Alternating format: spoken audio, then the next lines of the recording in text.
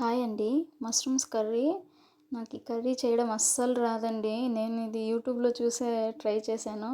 ఇంత బాగా వస్తుందని నేనెప్పుడు అనుకోలేదండి. చాలా బాగొచ్చింది. నేను ఇంతవరకు ఎప్పుడు ట్రై చేయలేదు. కనీసం తినను గూడా లేదు. ఇదే ఫస్ట్ టైం నేను ట్రై చేశాను. నాకైతే చాలా బాగా వచ్చింది. అందుకే నేను మీతో షేర్ చేసుకుంటున్నాను. చాలా బాగుందండి ఆ కర్రీ. ఒకసారి మీరు కూడా ట్రై చేసి చూడండి. చాలా సింపుల్‌గా అయిపోతుంది. స్పీడ్‌గా కూడా అవుతుంది. చాలా ఈజీ అంటే ఈజీ అండి.